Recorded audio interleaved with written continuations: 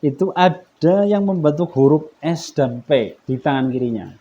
Dia bertemu dengan, ini kata si Radennya, dia bertemu dengan 4 wali tanah Jawa, anggota Wali Songo. Kemudian dia bertemu lagi dengan Raden Wijaya dalam perjalanan dia meninggal ini dengan Panembahan Senopati dan Raden Wijaya. Nah, di situ oleh 2 orang itu diajari ilmu pemerintahan. Setelah itu dia bertemu lagi dengan istrinya Prabu Siliwangi, yaitu ibu dari Pangeran Walangsungsang, yaitu Nyai Sumbang Larang dan Nyai Roro Kidul. Kata beliau, itu diajari ilmu welas asih.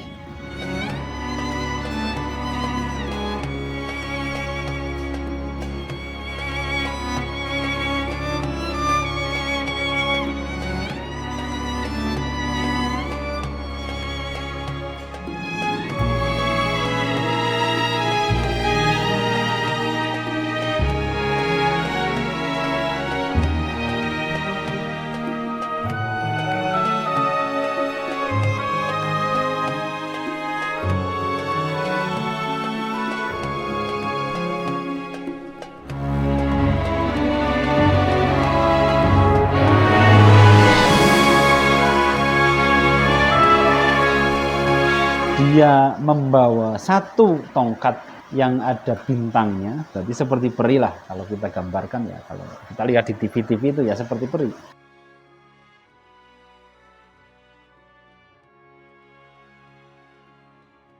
Kemudian yang satunya membawa Al-Quran di dadanya, jadi 1 pegang tongkat, 1 pegang mushaf Al-Quran.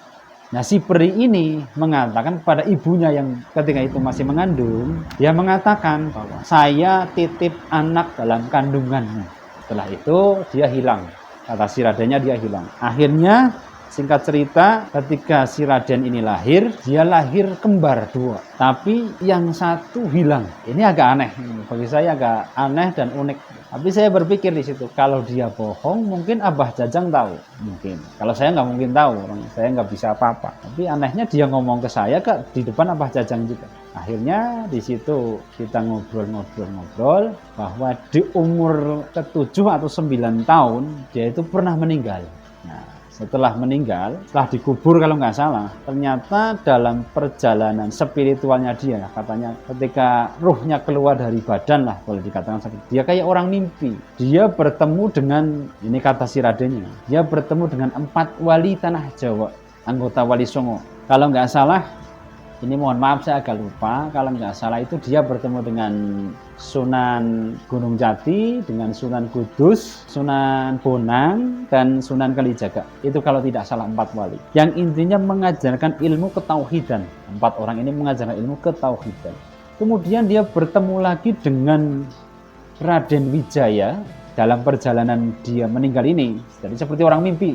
Kalau apa ruhnya atau sukmanya lah ya, mungkin itu saya kurang tahu. Dia bertemu dengan Panembahan Senopati dan Raden Wijaya. Nah, di situ oleh 2 orang itu diajari ilmu pemerintahan.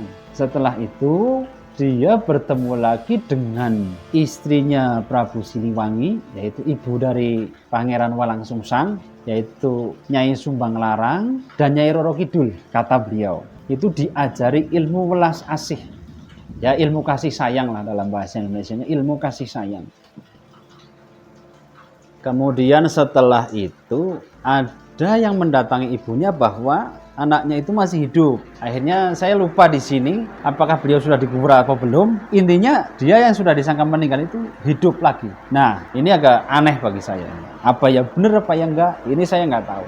Saya kembalikan ke teman-teman saja. Pengalaman ini pernah saya ceritakan itu hanya di beberapa orang saja, karena mungkin bagi saya juga teman-teman agak aneh di sini ya. Agak aneh. Tapi saya di situ sempat ngobrol bahwa Raden ini kan sebelum bercerita itu tujuan beliau itu katanya perjalanan saya itu mencari kunci dari diri saya. Karena ini kata beliau, kata si Radennya, karena saya itu orang Kerawang. Beliau mengatakan saya orang Kerawang dan saya ditunjuk oleh sesepuh, oleh orang tua disuruh berjalan mencari jati diri saya dan nanti akan menemukan sebuah kunci untuk membuka dirinya. Katanya di Kerawang itu sudah ada uang di lemari, jadi untuk dia yang tujuannya itu untuk membangun sebuah padepokan, itu kata dia. Dan saya tanya, mungkin kan padepokan kalau kita tahu sekarang ya identik dengan ilmu kanuragan. Mungkin ya, mungkin. Panjang yang saya tahu banyak mengajarkan ilmu kanuragan. Tapi setelah saya tanya, Den, tujuan Aden, ya tujuan Raden itu mau mendirikan padepokan itu untuk apa? Akhirnya dia menjawab, tujuan saya itu mengajarkan ilmu welas asih. Intinya ilmu kasih sayang kepada sesama. Itu kata si Radennya, agar orang yang mempunyai harta itu ingat kepada orang miskin, orang jompo, orang yatim, ya atau fakir miskin, ya yatim piatu dan lain-lain. Akhirnya saya mengatakan, oh itu luar biasa. Kalau memang tujuan didirikan padepokannya seperti itu. Dan dia mengatakan waktu itu kami bertemu sekitar bulan Desember tahun 2001. Dan beliau mengatakan bahwa nanti saya akan membeli tanah yang letaknya di antara Bogor dan Sukabumi, di perbatasan Bogor dan Sukabumi, dan saya akan membangun sebuah padepokan dari kayu menghadap ke Gunung Salak. Itu kata beliau. Nah, akhirnya setelah saya ngobrol-ngobrol, dia menunjukkan tangan kirinya. Jadi ada sebuah garis tangan, ya kalau kita lihat ini ada garis tangan yang sangat kelihatan, tapi ada garis bayangan yang kecil-kecil. Jadi beliau mengatakan, coba lihat ini mas, lihat tangan saya. Akhirnya saya lihat sama teman saya. Kata si Raden ini, coba lihat apa dengan hati yang bersih. Gitu. Akhirnya saya ngomonglah, kalau hati saya, Den, saya mah kotor. Enggak, coba dilihat aja ada apa. Akhirnya setelah dilihat, memang di antara garis tangan yang ini, yang kelihatan dan ada yang kecil ini seperti garis bayangan, itu ada yang membentuk huruf S dan P di tangan kirinya. Dia ngomong, Mas sudah lihat belum? Iya, saya lihat. Iya, Den, saya lihat. Itu ada huruf S dan huruf P-nya. Terus dia mengatakan, dia bertanya ke saya, itu artinya apa, Mas? Saya mah nggak tahu ya. Terus memang dalam batin saya, apakah ini Satrio Piningit atau gimana? Mungkin begitu ya. Karena saya banyak mendengar cerita atau kisah tentang Satrio Piningit ini, terutama di mungkin yang versi Nusantara lah ya, dari orang-orang Nusantara ini. Dan Satrio Piningit kan konon diceritakan bahwa orang yang akan memimpin Nusantara dengan sangat adil dan makmur, memakmurkan rakyatnya. Dan siapa yang tidak berharap seperti itu? Jelas kita semua mengharapkan pemimpin negara kita itu, di negeri kita itu ya orang-orang yang akan memakmurkan rakyatnya, mementingkan kepentingan rakyatnya, bukan kepentingan pribadi. Akhirnya setelah saya melihat itu dan mengatakan saya melihat S dan P, kemudian beliau mengatakan, dia bertanya kepada saya, Mas tahu nggak yang dicari-cari di Facebook, yang dicari-cari di YouTube itu siapa? Kata saya nggak tahu, Den. Kemudian dia mengatakan Satrio Piningit. Dia mengatakan seperti itu. Akhirnya saya kaget di situ. Apakah ini Satrio Piningit dari tanah Pasundan? Kemudian beliau mengatakan lagi, coba lihat tangan kanan saya. Jadi ada lagi di tangan kanan ini ada garis dan ada garis bayangan kecil ya. Perhatikan ada apanya. Nah, saya lihat lama sama teman saya melihat huruf P. Kemudian saya ngomong, Den, saya lihat huruf P di tangan Raden. Dia ngomong, itu singkatannya apa, Mas? Nggak tahu, Den. Dia mengatakan Prabu. Nah, disinilah saya bertanya-tanya. Tapi dalam hati saya berkesimpulan bahwa ya mungkin saat itu saya berpikir, apakah Satrio Piningit itu orang yang nanti akan memimpin Nusantara hanya satu orang?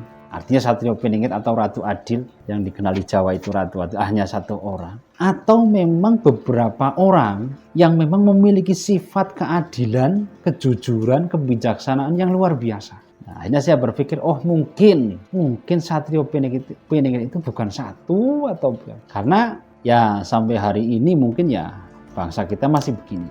Dan dia hanya mengatakan saya akan membuat satu padepokan gitu. Ya kalau memang hanya satu, mungkin dia bercita-cita saya jadi presiden lah minimal, atau jadi gubernur atau jadi apa. Tapi dia sendiri mengatakan saya hanya ingin membuat padepokan. Nah setelah itu kami ngobrol-ngobrol lagi ke dengan Raden dan Abah Jajang, dan dia mengatakan, Abah, kunci diri saya ada di Abah, katanya. Dan dia mengatakan, Abah, kata orang pintar, dalam diri saya itu di dada saya ada kujangnya.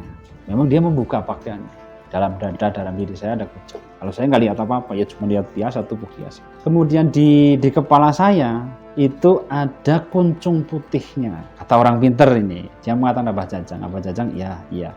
Kalau saya nggak bisa lihat, meskipun kami berhadapan dekat ya, saya nggak bisa lihat apa-apa, cuma ya lihat orangnya itu ya berpakaiannya kalau saya lihat sekarang itu seperti orang Badui di Banten, pakai hitam-hitam, kemudian pakai belangkon juga warna hitam, belangkon khas Sunda.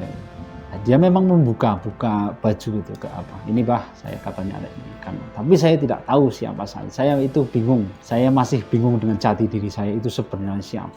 Memang perjalanan beliau katanya sangat sulit ya. Bahkan beliau tidak diterima di keluarganya beliau karena agak mungkin memiliki perbedaan sikap yang terlalu mencolok mungkin. Akhirnya dalam ngobrol-ngobrol itu dia melihat sosok yang datang kepada Abah Jajang dan kami semua di situ. Abah, itu Eyang sudah datang ke sini, bahwa kuncinya suruh diberikan sekarang juga. Kalau sosok itu yang datang di pembicaraan kami, boleh dikatakan sosok gaib itu, saya terus terang nggak melihat apa-apa. Bahkan Abah Jajang sempat ngobrol juga, iya ini Eyang sudah datang ke sini.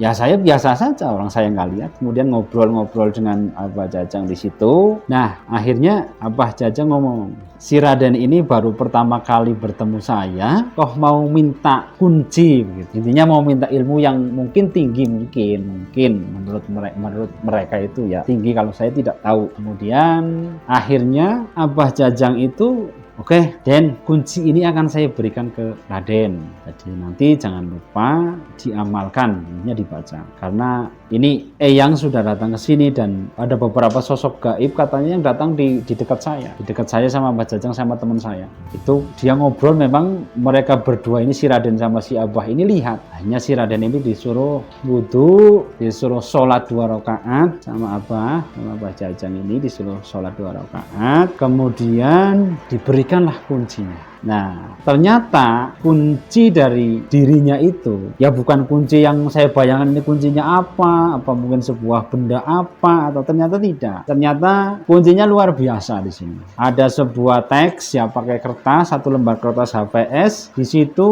ada tulisannya. Nah, itu diberikan di depan saya. Di depan saya dibilang pada si Raden oleh si Abah ini kuncinya, jangan lupa dibaca, diamalkan. Jadi, jangan sekedar dibaca tapi diamalkan. Nanti si Raden tahu jati dirinya dan mungkin sudah terbuka, dan nanti di bulan Februari 2022 itu sudah bisa membuat padepokan di antara di antara Sukabumi dan Bogor. Setelah itu, nah di situ teman saya sudah tidur, sudah masuk ke ruangan dan tidur. Di situ tinggal bertiga saya, Abah Jajang dan Raden ini. Setelah kuncinya diberikan ke si Raden, ternyata si Raden ini tidak bisa membaca karena terlalu kecil, tulisannya terlalu kecil. Jadi kemudian saya ngomong, ini gimana Den, nggak bisa baca? Oh nggak bisa baca katanya Den. Saya nggak bisa baca karena dulu saya kerja di komputer, jadi sering, maksudnya mungkin di satu perusahaan atau di tempat mana dia sering itu namanya bekerjanya pakai komputer. Akhirnya matanya itu kena dan tidak bisa melihat dengan jelas, tulisannya agak kecil. Akhirnya Abah Jajang sempat bingung, ini sudah sekitar jam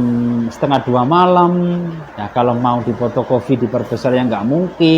Akhirnya di situ saya diminta untuk membantu. Kemudian ada satu tulisan ya si Raden ini, saya tunjukkan, Den, kalau tulisan segini jelas nggak? Oh kalau itu jelas Mas, itu jelas. Akhirnya kunci itu, maksudnya yang berupa wiridan itu, dan pengamalannya yang mungkin nanti diamalkan dalam diri pribadi, diberikan ke saya. Saya disuruh menulis ulang dan memperbesar tulisan itu. Intinya di situ yang saya lihat, tulisan-tulisan itu tidak tulisan yang aneh-aneh, bahkan seperti kalimat-kalimat thayyibah, kalimat yang baik, seperti istighfar, seperti sholawat, seperti kita membaca tasbih, membaca tahlil, dan itu kuncinya. Cuma memang di situ ada doa, saya nggak mau ngomong di sini ya, ada sebuah doa-doa yang mungkin bisa dikatakan ya agar hidup kita lebih baik lagi lah gitu. Akhirnya dengan terpaksa kunci yang harus diberikan kepada si Raden ini harus melewati saya dulu. Akhirnya saya tulis ulang. Nah, saya tulis ulang, saya perbesar tulisannya, jadi yang satu kertas 1 lembar itu akhirnya jadi 2 lembar. Yang tadinya 1 HPS jadi 2 HPS. Akhirnya di situ saya ngomong, sambil saya bercanda, saya ngomong ke Abah Jajang, ngomong ke si Raden ini, loh ini kok kuncinya lewat saya, harus lewat saya. Akhirnya ya memang harus seperti ini. Tapi setelah itu kami lihat sudah jam 2 malam dan waktu itu saya lupa memberikan nomor HP saya kepada si Raden ini, dan si Raden masuk istirahat tidur. Ya, akhirnya kami semua tidur. Kemudian saya bangun sekitar jam 5 setelah subuh. Berarti saya itu terlambat sekitar setengah jam. Nah, si Raden ini sudah bangun jam setengah 5. Setelah sholat subuh dia langsung pulang. Nah, setelah jam 5 saya bangun, ternyata si Raden ini sudah pergi ke Gunung Galunggung dengan tujuan yang tadi itu. Tujuannya mau mencari adiknya yang katanya diasuh oleh bangsa gaib atau sejenisnya, yang saya nggak tahu, yang ada di Gunung Galunggung. Nah, itu sedikit tentang pengalaman saya bertemu dengan orang dari tanah Pasundan, tepatnya dari daerah Kerawang, yang mengatakan bahwa dirinya adalah Satrio Piningit. Tapi terlepas dari fakta dan mitos, kita semua sebagai bangsa Indonesia, terutama sebagai rakyat Indonesia, jelas menginginkan seorang pemimpin yang arif, bijaksana, yang membela rakyatnya, dan itu sebagai doa kita. Mudah-mudahan Indonesia suatu saat dipimpin oleh orang yang betul-betul seperti yang diharapkan atau dikriteriakan sebagai Satrio Piningit. Entah itu siapa, tapi mudah-mudahan itu adalah doa-doa kita atau leluhur kita, supaya bangsa ini dipimpin oleh orang yang betul-betul arif, bijaksana, jujur,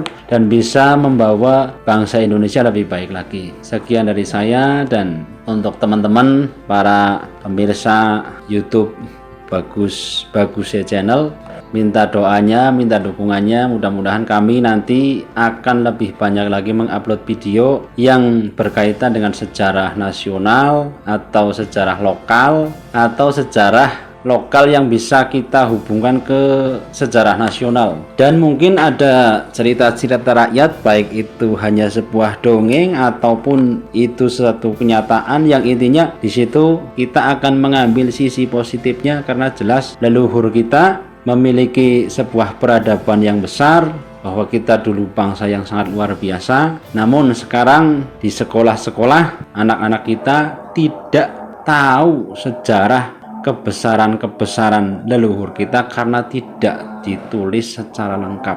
Walau bagaimanapun, kita adalah bangsa yang besar, dan ada dulu suatu kerajaan besar yang menguasai 2/3 dunia, yaitu kerajaan Majapahit. Terlepas dari baik dan buruknya sejarah itu, tapi itu sudah diakui oleh sejarawan bahwa dulu ada kerajaan-kerajaan besar, baik di tanah Jawa atau di tanah Pasundan atau kerajaan di luar Jawa, yang semuanya jelas dipimpin oleh raja-raja hebat. Sekian dari saya, terima kasih. Assalamualaikum warahmatullahi wabarakatuh.